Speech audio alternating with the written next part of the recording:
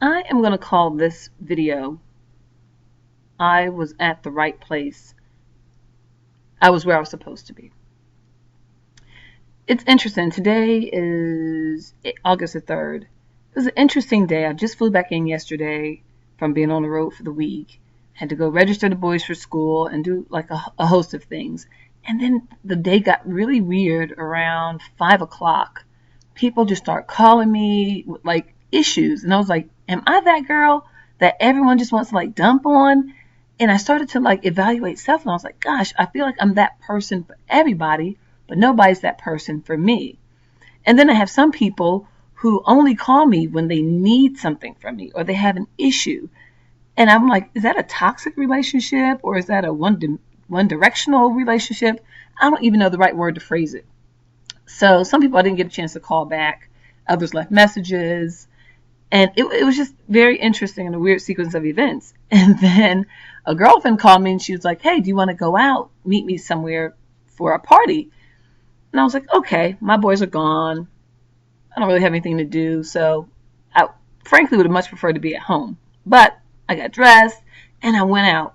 And as I'm driving there, I'm now leaving. It's like, I don't know, 9:30, 10 o'clock, which is kind of late for me because I don't really go out that late or get started that late. I may be out during that time, but I don't like leave. But anyway, I'm trekking along and I get there and we go to this place and it was interesting, a little hookah lounge, whatever. And I don't hookah, and I don't like smoke. So again, I don't really know why I went, but I went, had a little something to eat, and the party kind of faded away after about an hour and a half or so. And the person I came to be with really wasn't even around. That person was distracted with other things going on. So again, I'm going, why am I here? So as I'm walking out, this is where it gets interesting. As I'm walking out, I see this young girl, or I don't even know how old she is at this point. She's got her head down. She's on this bench outside the building. And, it's so interesting as we're walking around throughout our day, we don't always pay attention to our surroundings. We're just so tunnel vision. I just want to get my valet ticket out, give it to the guy, get in my car and go home. But instead, I walked past the girl, and everybody else walked past this girl. Nobody said anything to her. So truly, everybody else was kind of focused on getting to the next destination, being home, clubbing, whatever they were doing. And I'm not unique in this regard, so don't get me wrong. So I just happened to look and pay attention. I saw the girl, and I go, are you okay? And she kind of looked up and was like, yeah. And I just got this feeling like this girl is not okay. I'm like, are you drunk? And she's like, yeah, but I'm getting better. She's got this bag and she's kind of hemmed over and she's got her phone beside her. And it was just really, really a weird sequence of events. So I don't know what it was, but I felt compelled to help this girl. And so I took her phone. I'm like, well, who are you trying to contact? She's calling people from out of state. All she kept saying is, please don't tell my dad. Please don't tell my dad. And I'm like, well, we got to get you out of here. She goes, well, my car's at Phipps Plaza. We're in Buckhead. I was like, no, you're not driving because that's not a good look. And so I was like, well, how old are you? And she was like 19. I'm going, why are you in here drinking and you're 19? Who let you do that? And it gets to become a very interesting story. So stay tuned. So anyway, she gives me her phone. She's like, well, call this person, call that person, call my friend here. Just don't call my dad. So I'm calling these friends and they're like, well, they're like forever away. She lived in Fayetteville. And I was going, gosh, that's like clearly the opposite direction of where I need to be because I'm in Gwinnett.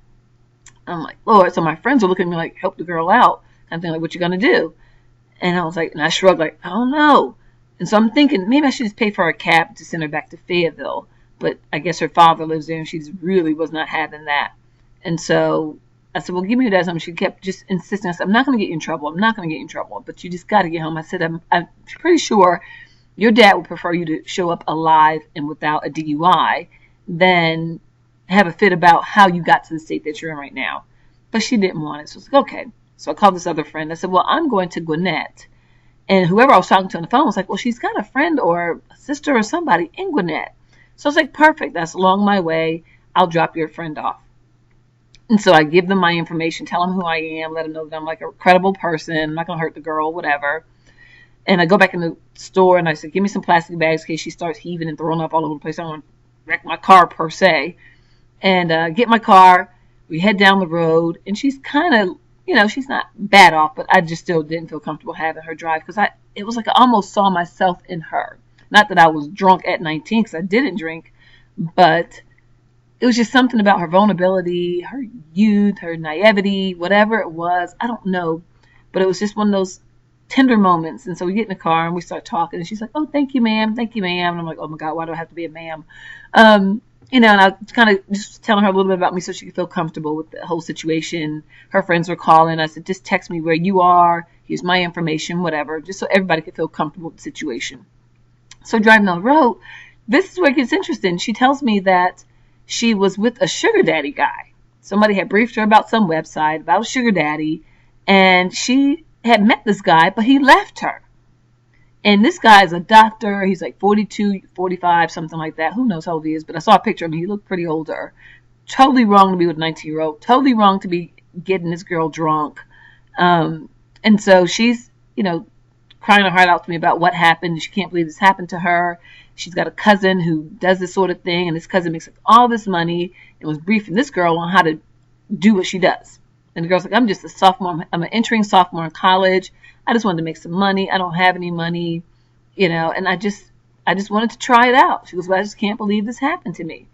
And so it was an opportunity for me to kind of minister to the girl and just share some things with her about cautions and, making sure people know where you are, what you're doing. If you're going to do this sort of thing, which I strongly disagree with and don't recommend, I was like, get license plate numbers, take a picture, text it to your friends, get the person's name as best as they'll be honest with you, give contact numbers, locations where you are, so that if ever this were to happen again or something goes awry, somebody will know who you were last with, period.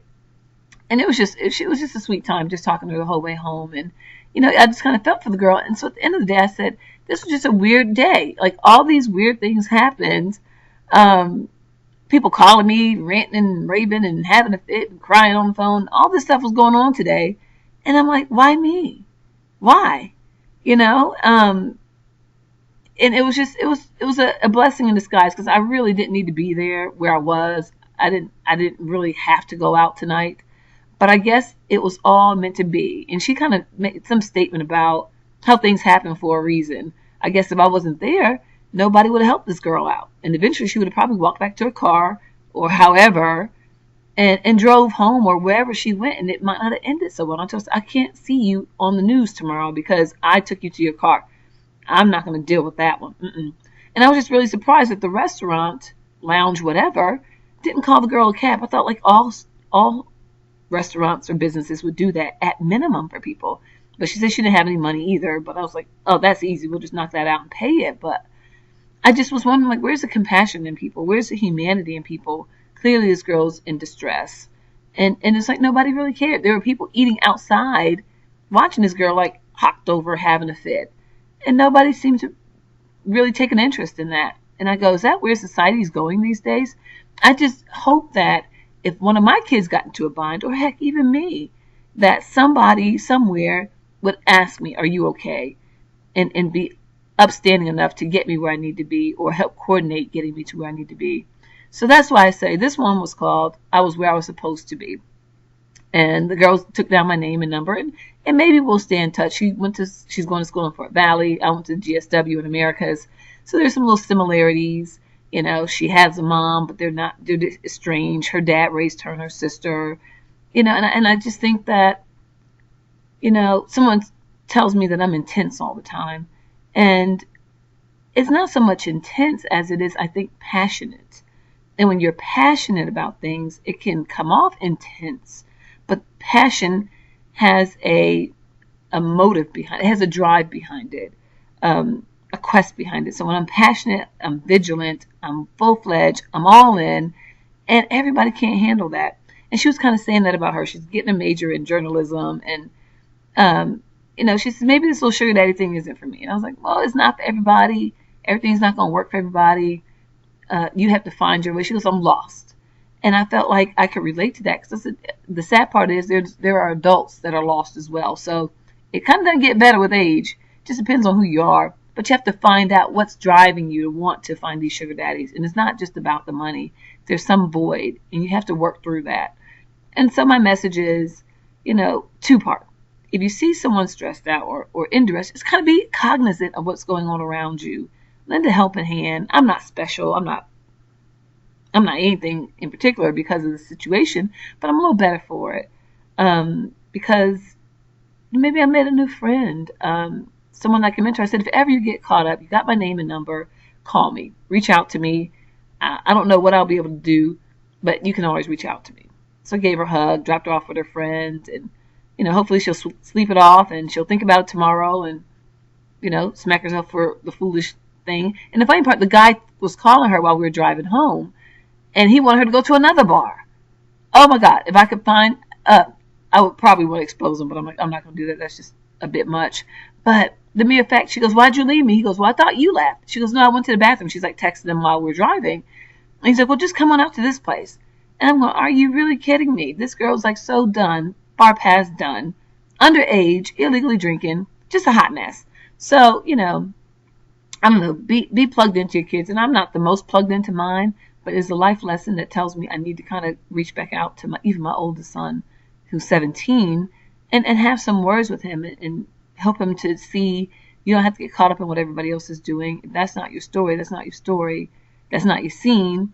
Have enough understanding about yourself to walk away.